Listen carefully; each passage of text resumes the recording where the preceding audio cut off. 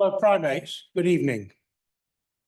I very much welcome you here to the Geography Department at the University of Durham for a joint venture between the university and the Geological Society. And this is the series which is called Climate Off the Rails. Being a train fan, I did wonder if it might vary a little into the engineering as well, but maybe not. So some of you will be wondering who the devil I am. I'm a current president of the Geological Society, but I'm also a member of staff here at Durham University, just across the way in Earth Sciences. But today is not about me, it's about Caroline Clayton on my right-hand side. And what I'd like to do is introduce her a little bit. But before doing so, I'd also like to thank my two colleagues from the Society who are down, Tom and Alicia. Give us a wave. Thank you. They've been looking after the series as it goes around the different universities. So Caroline is an assistant professor of geography here in Durham. She's a glaciologist and a glacial hydrologist. She has quite a string of universities at which she's worked: Dundee, Aberdeen, Vancouver, Stockholm. Clearly, it was getting a bit chilly, even for a glaciologist. And so she spent some time at Plymouth, but got too hot, and so came up here to Durham in 2022.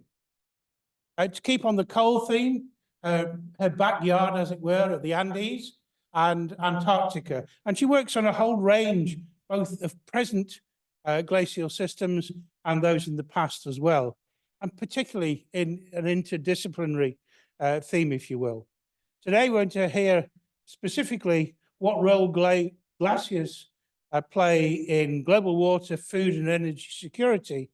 But just in the last minute before I let her loose, Alicia's been delightful in putting some words together, which I believe you borrowed from W.H. Auden, if I'm correct. Thousands have lived without love, but not one without water.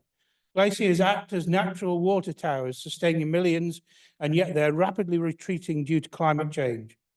This lecture will examine the consequences of diminishing ice, particularly in regions like the Andes and the Himalayas, and explore strategies to adapt to these changes.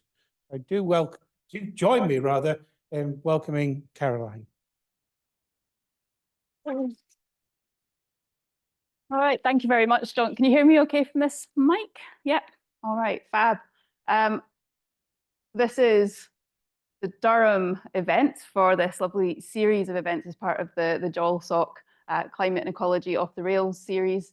I've been asked to pop up this Menti code, so if there's anyone in the audience who would like to ask a question later but doesn't want to ask it out loud, there's a code that you can use here on Menti, and we can read those out a little bit later on, and the same code will come up at the end of the talk.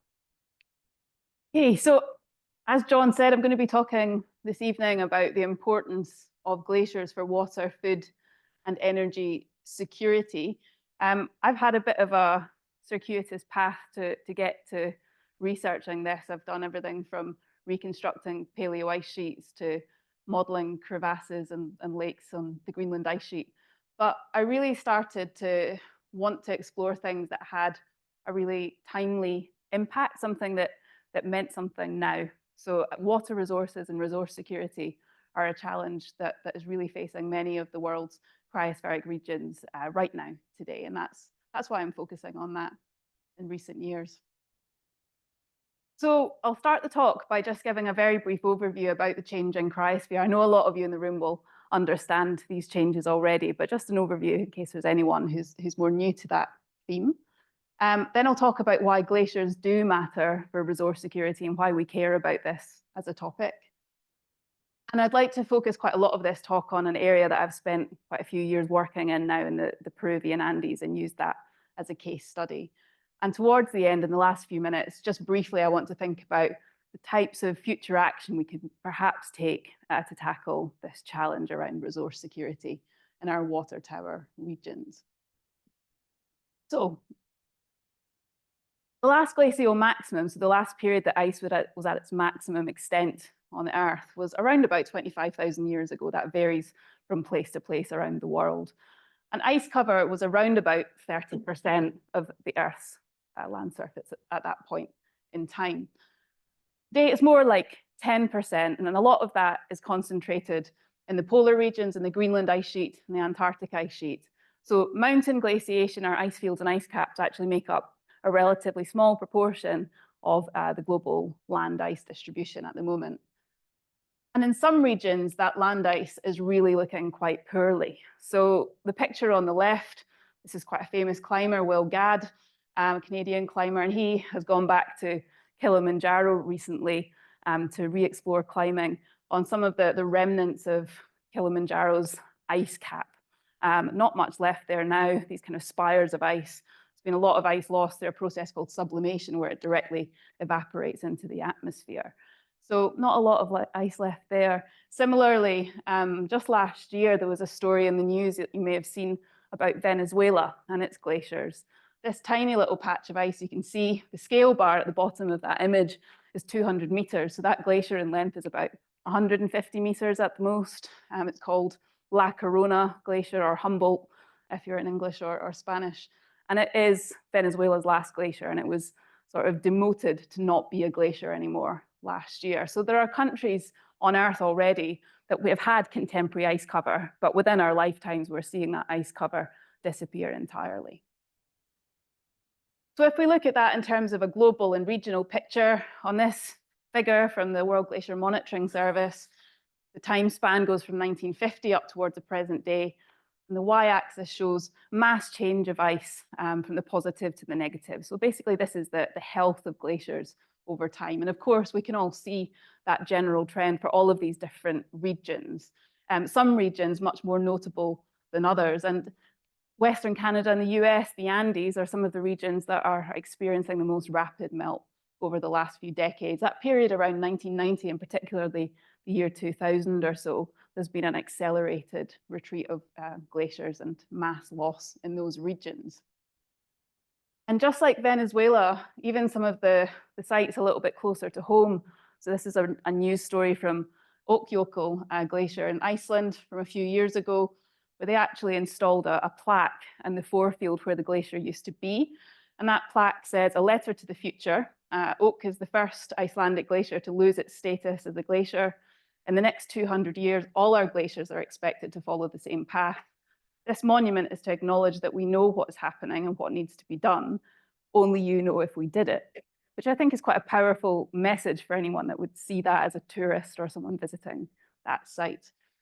So this is really something that we should all be concerned about, even in the European Alps, even closer to home. I'll talk to you a little bit more about changes there as well. If we look at this in a sort of spatial distribution, all of these circles are scaled by how much mass is being lost in different mountain glacier regions. Globally, that's 266 gigatons per year. And the regions that are losing most in terms of mass are places like Alaska and Arctic Canada, where we have a lot of glacier cover.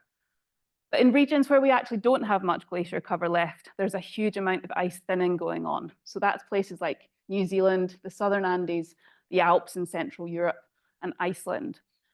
So we see a different picture there. There are some areas where there's much more glacial mass left, but the areas that have very small mass are retreating incredibly rapidly now. So a real global picture of decline.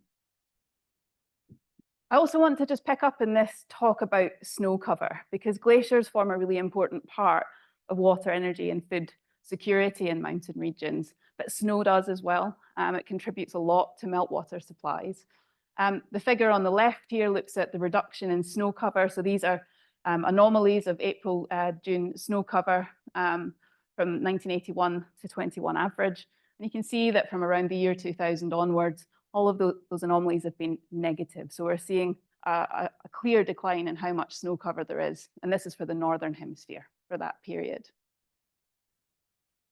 The other thing we know about snow is it's not just how much snow is on the ground, but it's how precipitation is falling, and whether that is falling as rainfall or falling as snow.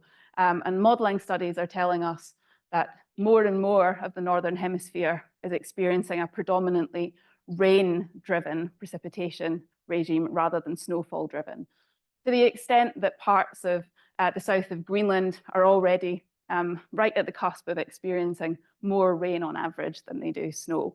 And that will just creep further northwards as time goes on. And that's really important because if precipitation is liquid rather than solid as snow, it's no longer a store. It moves through river systems much faster. So that has implications for water security as well. So why do glaciers and our water towers, including the snow, matter for resource security? And John already read out this nice quote from W.H. Auden. We really can't live without water. So it's incredibly important that we look after these resources and manage them. But just thinking about water security in general and what that actually means, in simple terms, water security is just access to safe drinking water and sanitation. It should be reliable, it should be a source that people know is there and can use readily. It's also important for food and energy security as well. And that makes it central to sustainable development and actually being able to move forward and with a healthy population in a sustainable way. But there are multiple challenges on that resource security. And of course, climate change is one of the biggest. And I'm talking about a direct impact of climate change this evening. But there's other pressures on that resource security too. Population growth, the really big one, particularly in some of the mega cities of the global south, for example. Land use changes and shifting agricultural practices, more intensification of agriculture, and also economic growth, which of course is a positive thing, particularly in developing nations, but it has consequences in terms of resource use too. I think a lot of people would argue that water is probably the most exploited of all of our natural resources, yet it's the thing that every single one of us relies on all the time. And about 70% of the water that's extracted is actually directly used for agriculture. So I think that just highlights that link between how we use water and how that's ultimately used to support the human population in terms of food production too. And things like land degradation because of those unsustainable land use practices that we see in so many places, particularly as agriculture changes with climate change and creeps into regions it wasn't possible in the past, only leads to further compounding that pressure on water. In addition, about 30% of our global energy consumption is attributed to food production and supply. So hopefully you're starting to see a picture where water, food, and energy are really inextricably interlinked. And we often talk about that as the water, energy, food security nexus. And that's a concept that's been understood for a while now. So let's come back to glaciers specifically and how much they contribute. I like this image, blue iceberg water, pure iceberg water from Canada, sold for goodness knows how much. So in some places, using this or maybe some iceberg ice cubes in your whiskey, are kind of sold as really high-end products. But the reality is that lots of people on Earth are relying on glacial meltwater just for their basic water needs. Our glaciers, ice caps, and ice sheets, although they only cover about 10% of the Earth's surface, have about 70% of total global freshwater. And of course, most of that is inaccessible. It's locked up in Antarctica and Greenland. But the proportion that's inside our mountain glaciers and ice caps directly contributes to water supply. It's important. Combined with snowfall, that actually helps to supply water to 1.9 billion people around the world, which is maybe a number that surprises you. Not just people who are in the mountains themselves, but a lot of the big river basins of the world that are downstream of those mountain regions. And that's particularly important for places like the Himalaya and the Andes.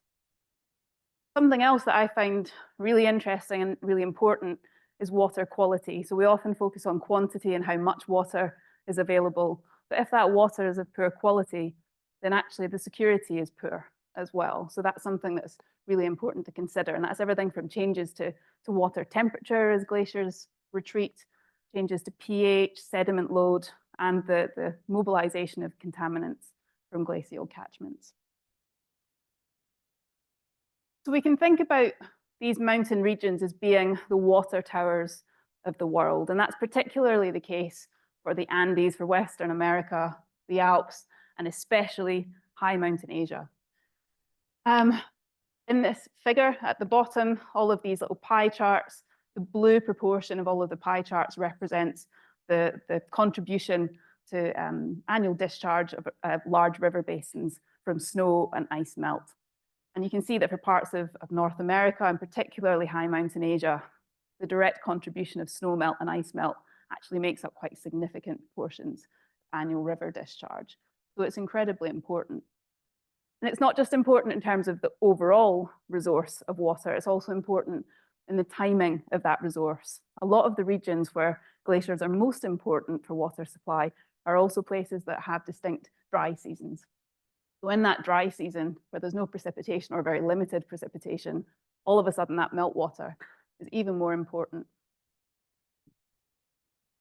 A term that we often use when we think about high mountain Asia, the Himalayas, the Hindu Kush, is the third pole, because outside of Greenland and Antarctica, most of the ice is locked up in the really quite large glaciers that we find in that third pole region.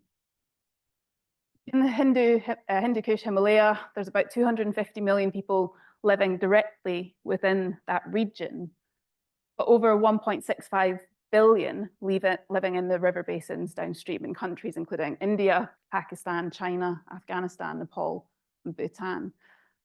Things like the Ganges, some of the Brahmaputra, some of the biggest rivers in the world that support really enormous populations downstream, and important food production at lower elevation too, are directly supplied by high mountain Asian glaciers. There was an assessment in 2019, the Hindu Kush Himalaya assessment, and it said that even if we managed to limit global warming to 1.5 degrees C, which we know from the last year or two is looking increasingly unlikely, 36% of the glaciers in that region would be gone by the end of the century. And that projection is worse with different climate scenarios, of course, as well. So this has big implications in terms of water security for a region with a very large population. When we think about the water produced by glaciers in the mountain tower regions, we often think about this concept of peak water. It was first kind of introduced actually more related to oil. So peak oil was a thing many decades ago, this idea of predicting when oil extraction would reach its peak and then drop off. But the same thing has been applied to water, and in this case, glacial meltwater production. What it means is that at some point, any given glacier will just continue to melt in response to climate. And as the climate warms, that melt increases and the glacier shrinks. And it produces more meltwater. But at some point, the surface area and the volume of the ice becomes too small to produce the same amount of melt. So actually, there's a cutoff point where the glacier becomes too small and the meltwater then begins to decrease. So that timing, that peak water, is incredibly important in terms of thinking about how we sustainably manage those resources, those regions. The other issue with peak water isn't just the timing of that, but also the contributions that glacial melt and snow melt make to downstream resources. So this figure just illustrates over time with glacier retreat that the proportion of meltwater contribution to overall discharge will decrease. And that puts more reliance on groundwater stores and precipitation. But as I mentioned earlier, as precipitation falls more readily as rain rather than snow and washes through the system faster, that means there might be challenges in the future. And in regions like the Himalayas and the Andes, where we have dry seasons, that lack of storage then will become a big problem when precipitation is very low. Peak water is something that people try and estimate and model in lots of different ways. There was a really nice study by Hoos and Hawk a few years ago where they looked at hundreds of major river basins around the world, and they modeled when peak water was likely to happen based on glacial modeling there. What they found was that for many of the major river basins in the Andes, that peak water had already been passed. So we're already in a situation where meltwater is declining for many, but not all catchments. In the Alps, closest to home, peak water is around about now, or in the decade or so to come. So we'd expect to see a decline in alpine resources very shortly. But in high mountain Asia, all the blue dots you can see on that image, that suggests that peak water is still to come. Not hundreds of years in the future, we're talking about decades in the future for many catchments, but there's a bit of time to learn from how water is managed in other regions to think about how we can manage that resource in a region where this is so incredibly important. So glaciers matter a lot in terms of water resources in those places. Snowmelt does too. So in the Northern Hemisphere alone, there's about 2 billion people living in areas where snowmelt forms some part of the local water resource. That's a really large population. And again, just like glacial melt in regions where we have dry seasons and where there's areas prone to drought at different times, the accumulation of snow in winter and then the slow melt of that over time offsets that otherwise low flow in the river. There was a study that modeled a number of different major river basins and found that out of 97 of the basins modeled, in 68, there wouldn't be enough snowmelt to meet water demand by 2060. So those are in basins where rainfall isn't enough to meet full demand. So that's not very far away either. So I think I'm starting to build a picture that you can tell is perhaps not the most cheery, but it's important. And I think that's why it's important that we act on this now. I like this example. This is a set of satellite imagery of California, the Sierra Nevada. There was a drought period in California a few years ago. The image on the left is from 2010. You can see the Sierra Nevada all covered in snow and the land downstream towards the west coast looking lush and green. And that was before the drought. The middle image shows the Sierra Nevada snow cover in 2015 at the peak of the drought. And then the right image, 2017, post-drought, where the snow cover had recovered largely, but actually a lot of the vegetation downstream was still recovering. So that had longer term impacts in terms of agricultural productivity and things like wildfires as well. So lots of regions impacted by that. Another thing to think about in regions like high mountain Asia is when peak melt in any given year tends to happen. And we have a range of different types of river catchments in these regions. Some of them have a short melt season, so we have a really narrow band of time where we get a lot of melt going through rivers over a short period. Others have a long season where we have discharge across the year, and then others have early or late peaks in discharge. Changes to meltwater production from snow and ice in the glaciers and some of these different high mountain Asian catchments are also changing the timing of peaks in these different types of systems.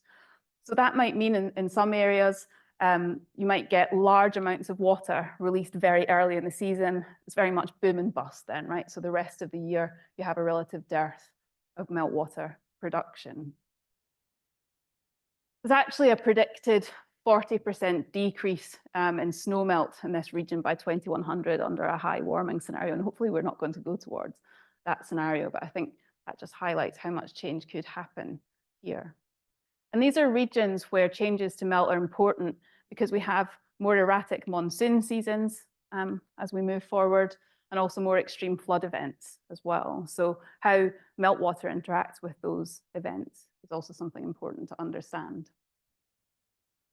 And then more close to home, much fewer people kind of impacted by this, but still a lot, about 170 million people in Europe relying on the Alps. It supports about 40% of the water consumed in Europe, so actually quite a large proportion. And it's estimated that somewhere between 55 and 85% of runoff from glaciers in the Alps will decrease by the end of the century. The other issue in the Alps, as with many other regions, is that a lot of the rivers here are not deemed to be what we would call ecologically intact. And that means that they are no longer in a natural and healthy state. They've been impacted by engineering, or they've been impacted by pollution. So there's a double challenge here of how much water there is, but also the quality of that water. One example for the Arve, which is fed by the glaciers of Mont Blanc, it's found that winter discharge is likely to increase perhaps as much as 80% by the end of the century. But in the summer, runoff could decrease by 40%. And what that leads to is this double-pronged challenge where we have perhaps more flood risk in the winter, but more drought risk in the summer. So something really challenging as meltwater reduces and contributes less. In addition to just how much water there is, though, Meltwater has a role in all sorts of things in glacial catchments, not just purely how much we can drink or use for agriculture. This is a figure I put together in a sort of progress review article I wrote a couple of years ago about the ecosystem services of glacial meltwater. And it also impacts things like culture. And so in some regions, glaciers are an important part of spirituality, of recreation, people's well-being, even just being in those landscapes, part of their national identity. So when we lose glaciers and we lose their meltwater, we're thinking about things far beyond just what they mean in terms of quantity of water. So lots of important things to consider when we're protecting these. Something I'm just going to mention very briefly, I could give a whole talk on this, is how resource security in mountain regions intersects with hazard in these regions as well. So particularly in areas like the Himalayas, we have a lot of hazard cascades, so things where we have maybe landslide events that cause an outburst flood of a glacial lake that then goes downstream and intersects with water security, perhaps affecting things like hydroelectric power provision. There's a study by Wolfgang Schwanghart in 2016 and who looked at hydropower projects in the Himalayas region. And he found that 66% of the hydropower projects that he sampled for his project were on GLOF tracks. So GLOFs are glacial lake outburst floods. So that means 66% are susceptible to floods from these big glacial lakes, which are increasing in number as glaciers retreat. And 33% of those hydropower projects were not only in GLOF tracks, but they were also susceptible to floods above the local design level. So those hydropower schemes had not been built to withstand the size of a glacial lake outburst flood. So that has concerns. And they're increasing in number. So the figure at the bottom, all the blue dots are glacial lakes that have been mapped in this region. All of the orange dots are currently operating hydropower plants, and all the red dots, of which there are many, are plants that are currently under construction or planned. So this intersection of energy security and risk is something that will increase into the future. So now honing in on the Andes, where I've been working over the last few years, most of glaciers in the Earth's tropics, we don't often think about the tropics as being glaciated, but they are, but most of them are found in the tropical Andes, and 70% are found just within Peru. So Peru's glaciers are very much the stalwart of what's left in terms of our tropical glaciers. The Cordillera Blanca region where I work is the most glaciated tropical mountain region on Earth, but here the glacier area has declined by 35% in the last 40 years. And the region is expected to warm by around 5 degrees or so by the end of the century, so really considerable. It's a classic area where often we see in high elevation areas and at the poles that they warm disproportionately in comparison to the rest of the world. The other thing to bear in mind in this region, and the figures, the maps that you can see on the left show this.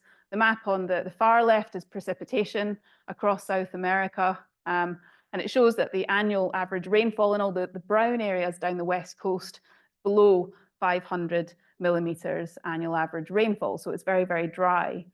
But even more challenging than that, is that some parts of the west coast of Peru and Bolivia, about 80% of that annual 500 millimeters or so falls within only 3 months of the year. So for the other 9 months of the year, you're hardly getting any precipitation. So it's an already dry region with an incredibly dry season as well.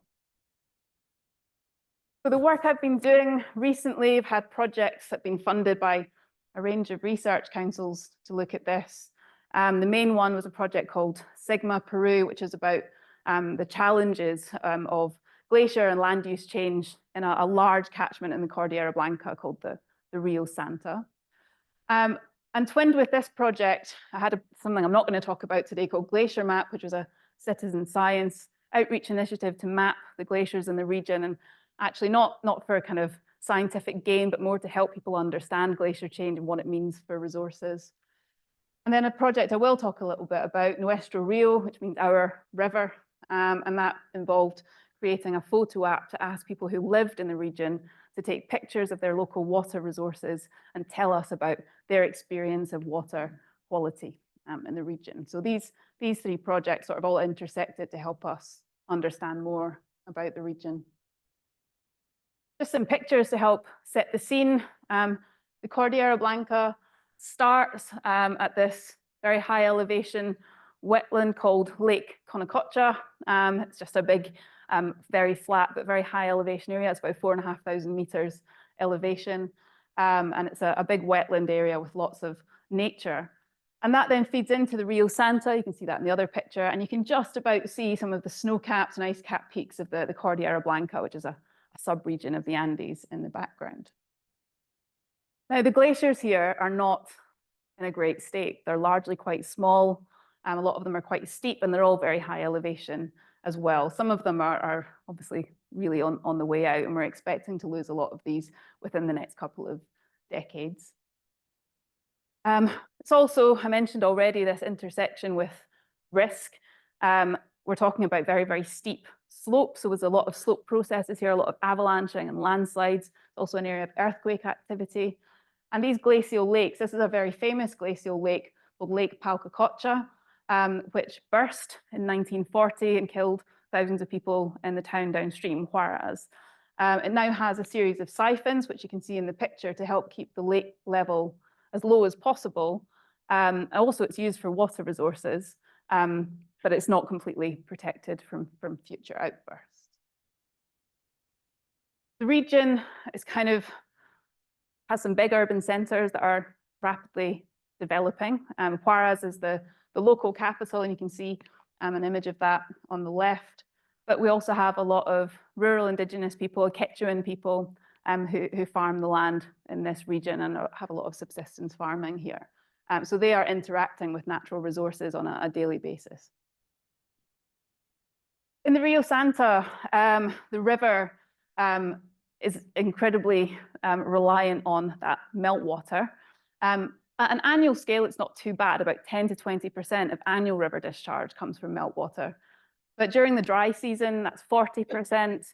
And during periods of drought, it can be up to 90%. And this is a region that when we have periods of El Nino, it's very heavily affected, both by how much water there is and also the mobilization of sediment that's caused by El Nino events in the catchments.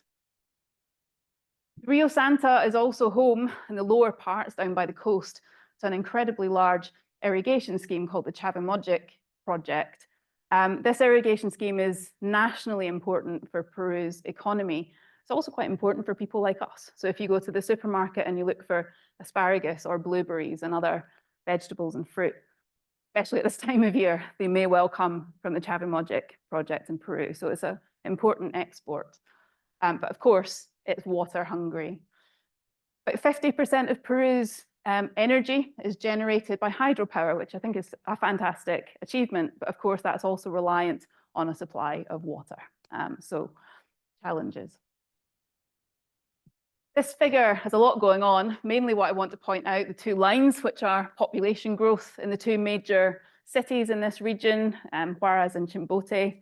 The background colors show a range of different climate models up towards 2050, all of which show that it's likely to get considerably warmer over time. And the other thing to pick out on this figure are the various different estimates that have been made for when peak water has occurred or will occur in this catchment, this concept that I spoke about earlier. So there's been a range of different estimates for peak water. You can see them along the bottom here. Some of them think peak water happened in the 70s or 80s, and that's particularly the case if we think about the dry season alone. So dry season discharge has very much dropped off in the last few decades, where other studies think that peak water has perhaps only happened relatively recently in the last couple of decades, with one predicting it to happen into the future. That has lots of challenges with it. And one of the things that myself and one of my colleagues, Sally Rangecroft, are working on is how we can better communicate to water managers this concept of peak water, because we are estimating it and modeling it and observing it in different ways at different times of year. And that has consequences for how we then manage that resource. So complex in terms of the science as well. And in addition to the physical changes in the region, this is a region with considerable social challenges as well, including a lot of stakeholder conflict in the region. It has a huge elevational span, the Rio Santa, from over 6,000 meters at Peru's highest mountain, Huascarán, all the way down to the coast. And also there's a lot of water abstraction further up in the catchment. So by the time it gets to the coast, the quality and quantity of that water has been depleted. And that leads to a lot of upstream, downstream conflict in between water users. Water resource management in the region is complicated. A lot of people don't trust the government, for example. There's been a lot of corruption in the Peruvian government over the last few decades, with rapid changes in the president of Peru, one of whom was jailed for corruption activities. So a lot of people don't trust the sort of things that are being put in place to actually manage water. One example of this was another glacial lake called Lake Paron. The rights for the hydroelectric power provision from that lake were given to a company called Duke Energy in 2008. But a local farming collective blocked access to Lake Paron. Basically, there's one access road, a sort of dirt track going up, and they have not given access to Duke Energy, despite them being given the rights to develop that. And even today, no agreement has been reached. So lots and lots of complex interactions between stakeholders here. In terms of future supply in the region, depends under different climate scenarios what that might look like. Anywhere between minus 16%, 11% under something called the representative concentration pathway 2.6, to minus 16 under RCP 8.5, which are two different kind of end members of our climate predictions in the future. Depending on whether or not we believe peak water has passed already or not, there is a chance that there might be some benefit if there's a little bit more meltwater to come, but that will obviously lead to a long-term decline. And at the same time as that natural resource declines, there is an increased demand for water in the catchment with increasing population and a gradual creep of agricultural activity into higher elevation areas as they warm, because they were no longer, it was no longer possible to kind of farm things in the way that they used to. So now they're using different water intensive crops in these different elevations. As I said towards the start, I'm really interested in water quality as well, not just how much melt is happening. And a lot of the work we've been doing is around the geochemistry of glacial fed streams in the region. That's impacted by a whole range of both natural and anthropogenic processes, everything from acid rock drainage and contamination from both illegal and legal mining, sediment production from glacial erosion, but also like just general lack of sanitation, how litter and sewage is treated or not, as the case may be in the region. So there's all sorts of challenges for that water quality. So we've done a lot of physical data collection in terms of water quality and taken a lot of samples to look at the geochemistry, but that can only ever give you a snapshot in time. And what we really wanted to understand is how that water quality impacts people on the ground. And of course, the people who live there and experience that are seeing changes over time, you know, in a seasonal scale, on a daily scale, year after year as well. So myself and my colleague, Sally, who led on this part of the project, designed a project where we could try and understand human experience of water quality in the region to help us improve how we could potentially manage that water as well. And that's because the type of data we normally collect as scientists doesn't include things like lived experience. It doesn't include traditional ecological knowledge from indigenous groups much of the time. So that's really what we wanted to achieve. So we developed an app for smartphones or iPads or different things that participants could use to take pictures of their local water sources, whether that was a river or a lake or a wetland. And in addition to submitting images, they could also submit their perceptions of that water. Is it good? Is it bad? And also, how does it make them feel? We actually asked them to say, does it make you feel sad or happy or angry or frustrated? And we worked with an environmental psychologist to look at this, to try and understand how emotions interlink with how people perceive water quality. We had about 350 entries to the app, but a lot of this work was also done, not by myself because of the pandemic, unfortunately, but by Peruvian colleagues who visited on horseback to a lot of the subcatchments of the Rio Santa high up into the glacial headwaters where a lot of rural Indigenous communities live. And of course, not all of those communities have access to the internet or smartphones. So we took tablets into the field. We did those activities with them in place to make sure we could get a representative sample. And we did a lot of walking interviews with people as well to get a more deep understanding and a qualitative perspective on how they felt about their local water supplies. And what we saw was a huge difference between the catchments. All the orange bits in the pie charts are negative, sort of water quality is bad and very bad, and the blue, good or very good. We found that even in the same catchment, so just upstream and downstream in the same subcatchment, you could have two totally different sets of results because the users upstream were perhaps doing something, or perhaps there was some natural process upstream that impacted what the water looked like by the time it reached the users lower down. So we gathered a huge amount of rich information from this, and a lot of that we're still working through, far too much for one publication. But what was important here was to also conduct a lot of dissemination with the community. What we didn't want to do is parachute science, right, where you just go in. We were working with lots of Peruvian institutions when we did this as well, and Peruvian researchers, and we still are. But these are communities that have reported to us and others that they feel that researchers come in, they do their work on the glaciers, they take an ice core, whatever they do, they leave and they never see the output of it because they don't have access to Elsevier journals or like we do in universities, right? They don't have that. So they wanted us to go back and talk to them. They wanted to have their voices heard and to know that they'd been heard. So to do that, we set up a roving photo exhibition with the images that they had taken. And we took images from other catchments into their neighboring catchments. And these are people they might not see regularly so that we could share perspectives across all of the different subcatchments.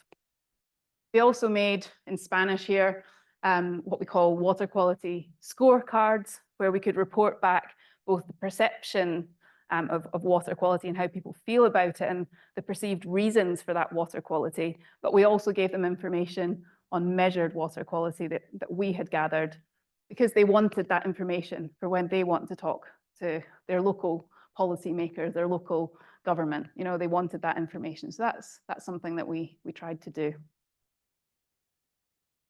So just in the last sort of 5 or 10 minutes, I just want to now think about how we move forward with this. It's a real kind of wicked challenge in terms of being an environmental problem, because it's unlikely we're going to reverse glacier decline anytime soon. We're kind of locked into that to some extent. We can try and limit how much warming we see, but of course that pathway is bumpy as well. So what can we do? Engineering, a bit of a controversial topic at the moment, both at glacier and ice sheet scale.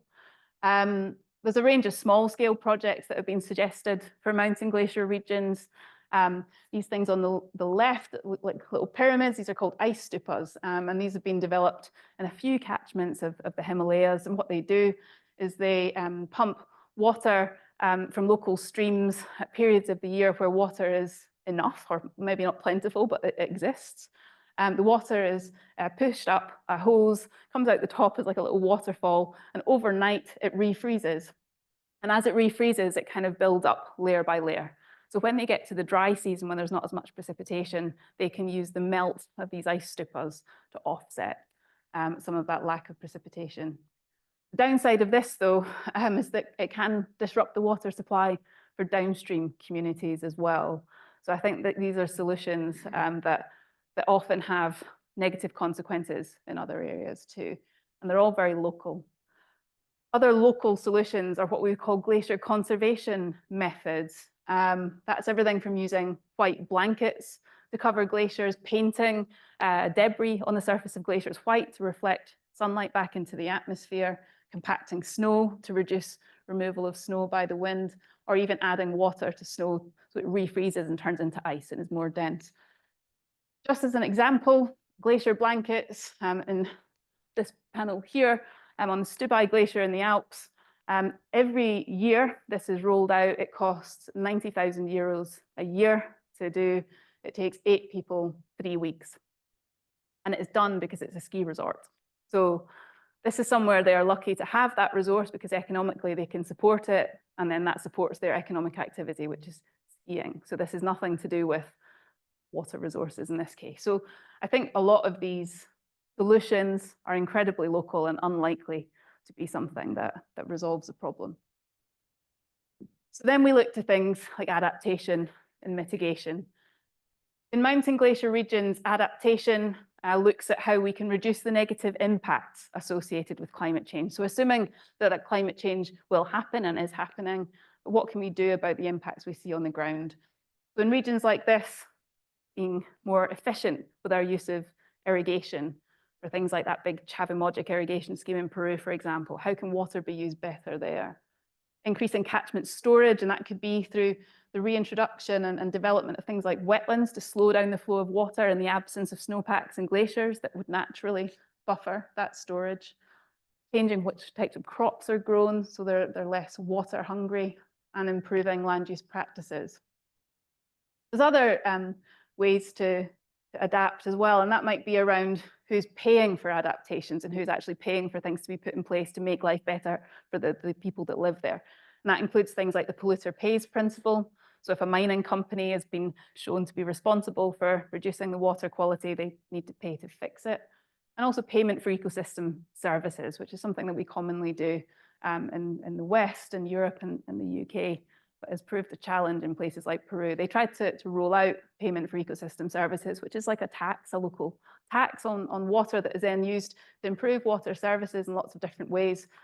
People in the Rio Santa, when they tried to do this, the government didn't talk to them and they just added it. And people went on Twitter and went, what is this new charge? Why is my tax gone up? What is it being used for? They just hadn't communicated with them what this was about. And I think that's a real challenge, that communication. Mitigation is the other way that we can tackle this, of course, and this doesn't just apply to mountain glacier regions and what I'm talking about today. This applies to all of the impacts of climate change. So of course, that's our renewable energies, improving how efficient we are with energy use, sustainable transport and responsible consumption, all of those large-scale national and global level efforts. Something else I wanted to mention quickly was that this is a part of the world in the Peruvian Andes where we're on the real forefront of climate litigation. So climate cases in law where we might actually see energy companies being held liable for the impacts of climate change. That hasn't happened yet in international law. So at Lake Palcacocha, the one that had an outburst flood in 1940, there's a local farmer and mountain guide who is kind of a spokesperson for the local community there. And what he's done is he's brought a lawsuit against RWE, and RWE are Germany's largest energy company. He could have picked any energy company. He could have picked BP or Shell, but he picked them. So it doesn't really matter who he picked. Point is that he's trying to quantify what proportion of global emissions RWE are responsible for, and thus what proportion of the costs of the changes to their water supply and the risk of glacial lake outburst floods as glaciers retreat they are responsible for. So trying to find a way to quantify that. German judges have been back and forward to Peru, and Peruvian researchers have been talking to German lawmakers to think about how you can look at whether RWE is actually liable for the rise in emissions that lead to this increased risk. And of course, if this comes off, it would be absolutely landmark, and it would pave the way for thousands of other climate litigation cases. So I think it's a bit of a watch this screen. Has been going on now for quite a number of years, though, and it doesn't look to be resolved anytime soon. The other tricky thing here that I've often thought about, though, is while we can quantify, perhaps, how much people are responsible for in terms of emissions, that's something we probably can theoretically quantify. Can we quantify things like the socioeconomic, institutional, and cultural factors that lead to increased loss risk or increased water supply reduction or whatever it might be? How do we factor in the choices made by institutions and governments on how water and resources in the landscape is used, and factor that in to litigation and who should pay for it? So I think this is going to be something that's a really important part of environmental sciences and environmental law as we go forward into the future. So when we think about all of the scientific progress that's required to better understand glacier change and particularly what that means for resource security. I highlighted a whole load of areas in a paper for the physical things that we can measure to better understand those changes. The two things I've circled here are things I think are incredibly important to think about as we move forward, and that is better integration of stakeholders into our work and interdisciplinarity in our research, and also embedding traditional ecological knowledge. We have really learned from that Nuestro Rio project the benefit of understanding local perceptions, what that can tell us about long-term change, not just what we've measured in one field season, and what that means for how people are using water and how they're affecting and are affected by that water. So the very last thing I want to show is another way that we've tried to reach out to people about these changes, and that's by engaging between science and art, or creative writing in this case. Myself and colleagues from both the UK and from Peru, during COVID, over Zoom, partnered with a creative writer called Diane Samuels, and she taught us how to be creative writers, and we wrote poetry, we produced artwork, and produced this book called Glacier Gifts, or Regalos Glaciares. And it's all about the changes in the Rio Santa and the Cordillera Blanca, but written and presented in a creative way.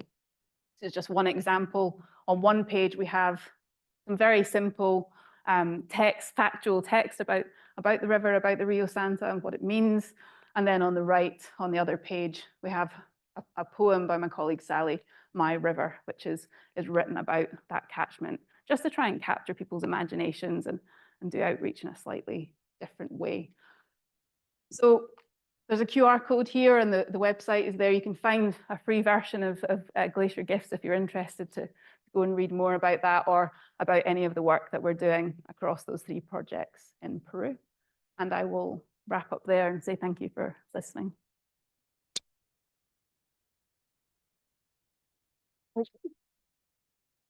All right, so I'm going to invite 2 other colleagues to join me for the Q&A. So I thought it would be nice. I am obviously working in this part of the world, but I have a couple of colleagues with me today who are going to join for a Q&A for a little while at the end now, who work in slightly different areas of the cryosphere and cryospheric research. So if you want to come up and say hello.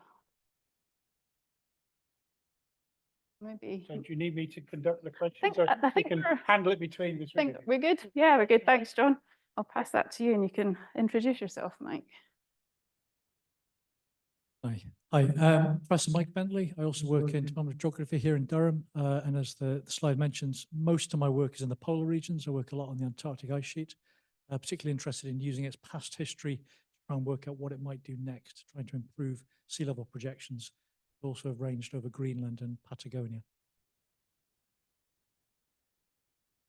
Hi, I'm Rachel Oyen. I'm also a mountain glaciologist, more in the paleo sense, but I do work on the modern day periphery of Greenland and the disconnection of the main ice sheet from the peripheral glaciers and ice caps, and how much that has changed in the historical past, so since the Little Ice Age into the future, and how we're actually going to see a decrease in the Greenland ice sheet, but an increase in glaciers in Greenland over time.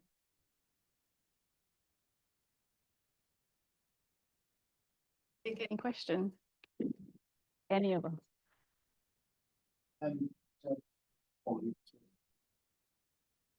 Right. It sometimes takes a few seconds to come alive, these ones. There we are. So I'm not a geologist or a geographer in any sense, so excuse me if this is a really simple question. So we talk a lot about the meltwater affecting, so the glacial meltwater and the snow melts contributing to river flow and whatnot.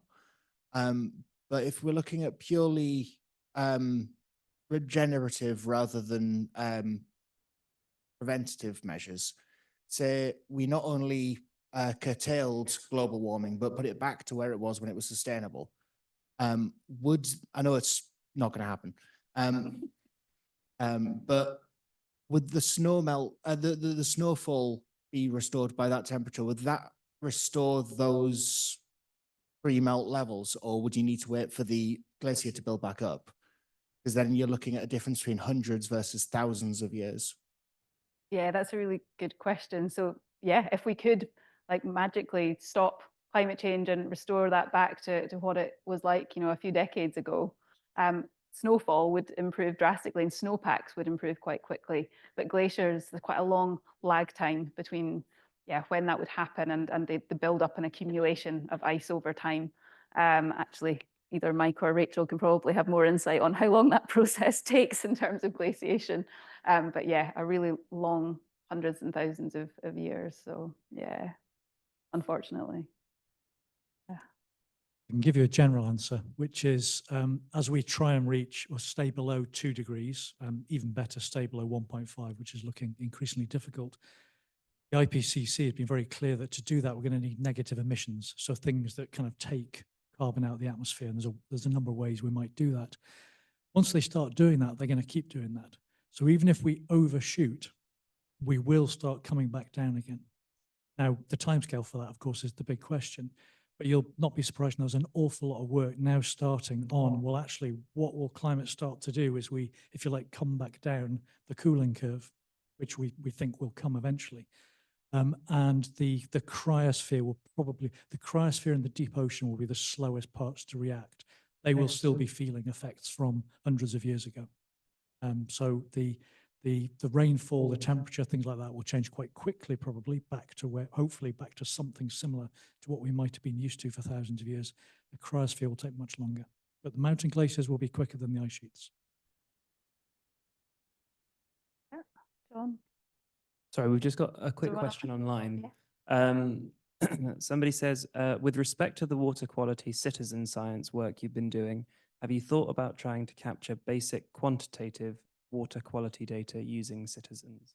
Yeah, that's a really good idea. And there are projects that, you know, for example, in the UK, there is a similar project that does that. And actually citizen science projects of all sorts quite often use people to gather physical data. And that can be through things like water quality monitoring and simple kits that can be given to citizen scientists to help test that. I think the issue in that region is access to people and the remoteness of the region. How you would gather the data again in an easy way is challenging. It would be good to be able to do that, but yeah, I think it took a really long time just to access them, just to talk to them. But I think there's a lot of value in that, actually. Yeah. And yep, there are projects that do that. I think I'm trying to remember the name of there's a guy called Jan Sievert, who works in Germany, and he has a project that looks at that specifically.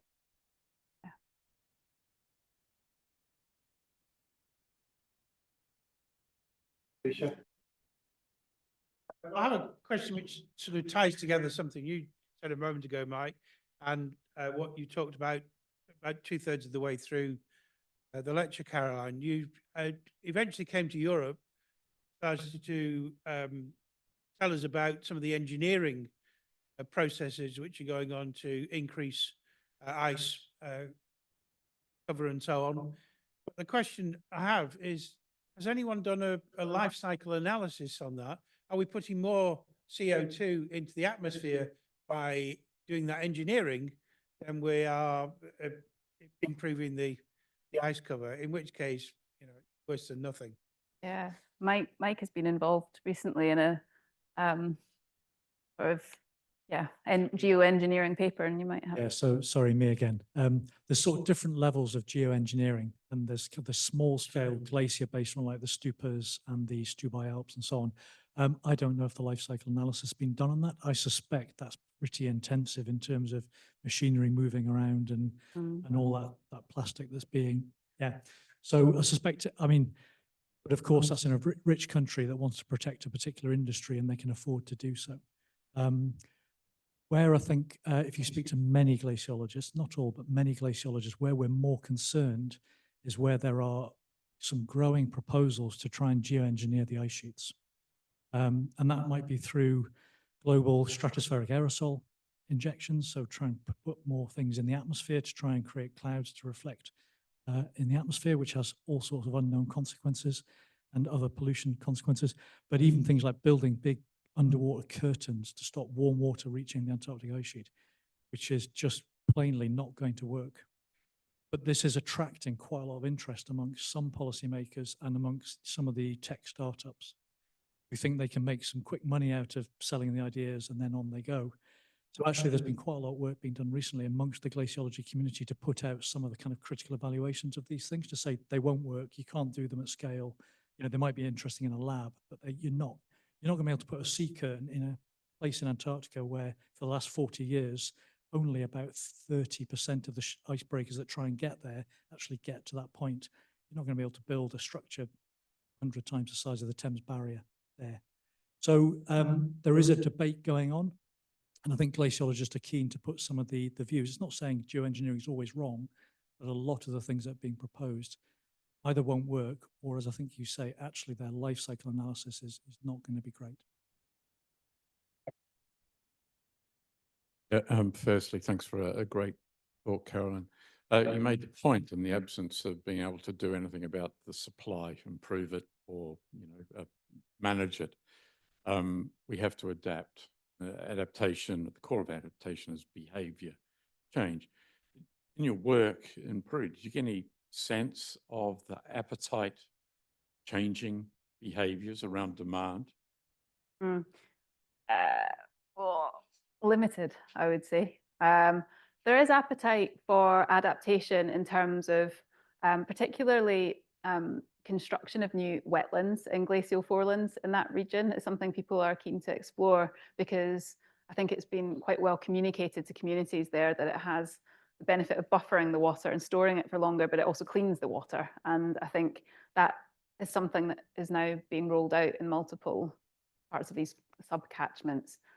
In terms of addressing demand, you know, what I see when I go to Peru, if you go to Lima, for example, which is only a small proportion of it is fed directly by the glaciers, but of course it's a water scarce area itself. It's incredibly dry, but they still prioritize using irrigation to make all this lovely lush greenery around the city. So I think in terms of the sort of national and government level appetite to change, I think it's slow, which is sad. I always wonder why on earth you've got all this lush greenery like in the middle of Lima. It shouldn't be there. And it's not even a good use of the water other than maybe somewhere nice, somewhere nice, for people to be. So yeah, limited, I would say. There's just so much abstraction from the mining, which is very, very heavy on water, irrigation, both for small scale farming, but also this massive irrigation project. There's just so much competing need.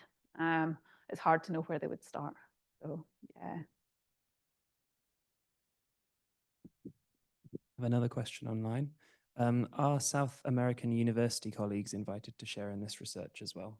Yeah, absolutely. So we work with a range of universities, governmental organizations, and also NGOs in our project. And actually, it was funded by something called the Newton Fund, which used to supply quite a lot of funding for us in the UK to work in the Global South in particular, but always in partnership with people there, with equivalent funding going to the people who live and work in those countries. So yeah, absolutely, that's something we designed into the project from the start.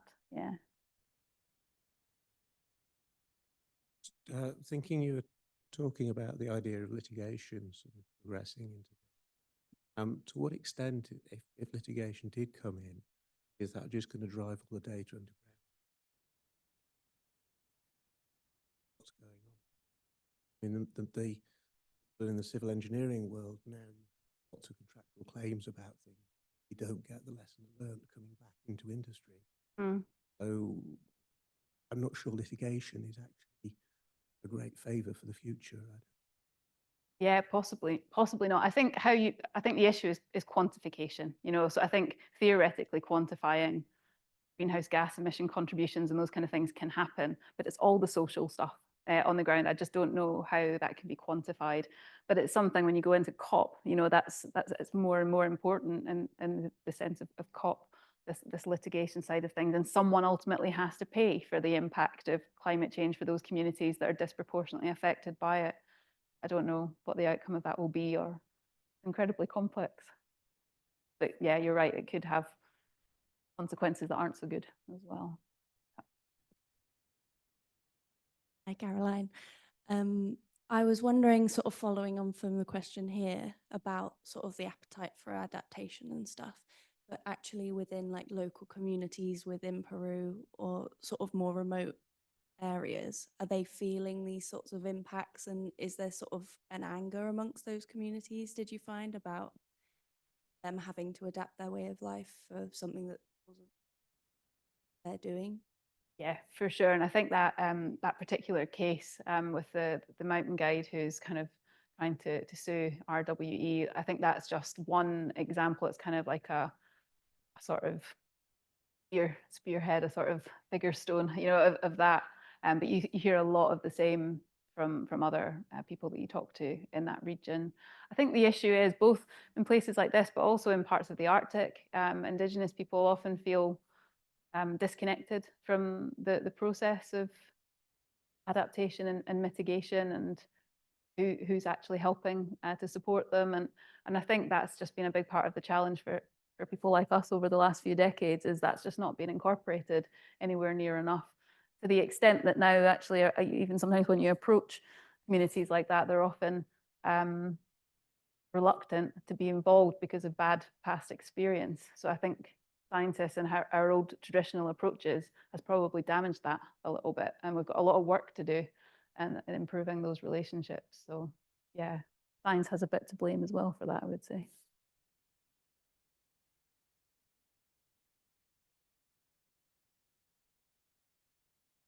Hi, Caroline.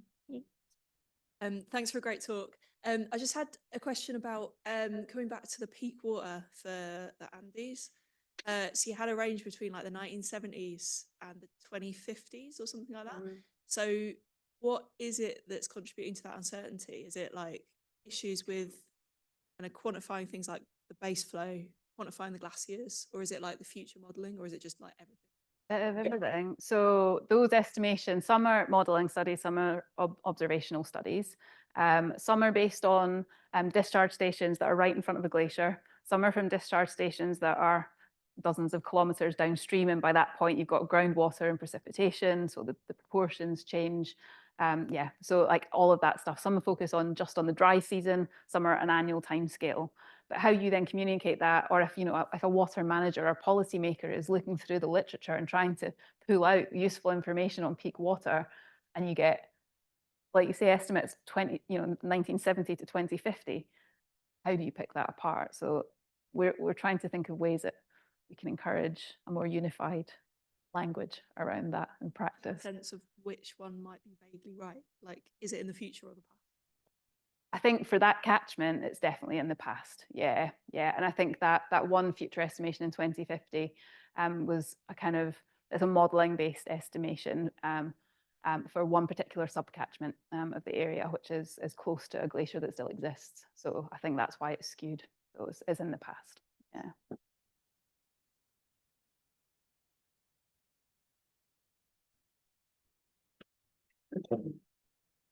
I was wondering about water resource.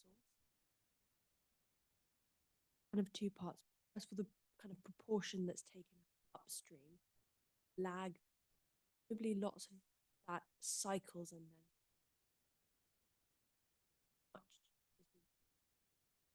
returning. Is that the crux of Yeah, so you mean like just through the sort of water cycle and through precipitation and those things as well?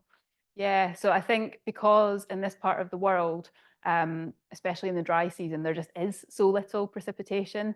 So when you're relying on essentially stores of water that are only in the headwaters of the catchment and snowpacks and glaciers and lakes as well, to a lesser extent, once it's been released from that, there is no replenishing until snow falls again later in the year or during wetter periods. So you don't get that replenishment from the natural water cycle that you might get in a more temperate catchment. Yeah, yeah. industries like mine? Don't they take the water? Yeah, so the water will be returned to the catchment. Formal or like legal mining companies have a requirement to clean the water, as well as a lot of there's a lot of lead and mining and iron and copper and those kind of things in there. byproduct of that is arsenic, not so good, but they have a requirement to clean that. But there's a huge amount of informal mining in this part of the world, so lots and lots of illegal small mines, and obviously there's no water quality treatment done, so that's where challenges come in. Yeah.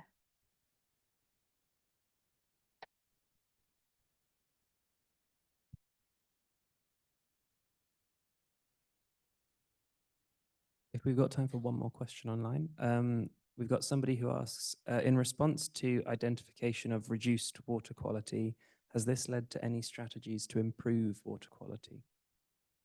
Yep. So in that particular region, it is the reintroduction of wetlands is a big one. So actually using native plant species that take up some of those contaminants, and then the water that escapes is purer. So that's a sort of natural way to help improve it. So that's one way. Mining companies do actually help to some extent in some of the upper reaches as well. But yeah. Okay. All right. It leads me to a big thanks to Mike, Rachel, and of course, particularly Caroline, for what was not just a fascinating talk, but a very sobering one too. So on behalf of the Geological Society, thank you, Caroline. Thanks.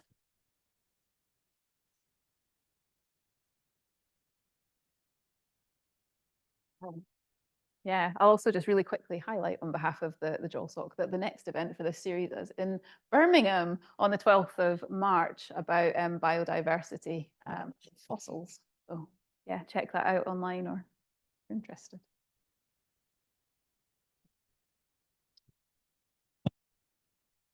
It's like organic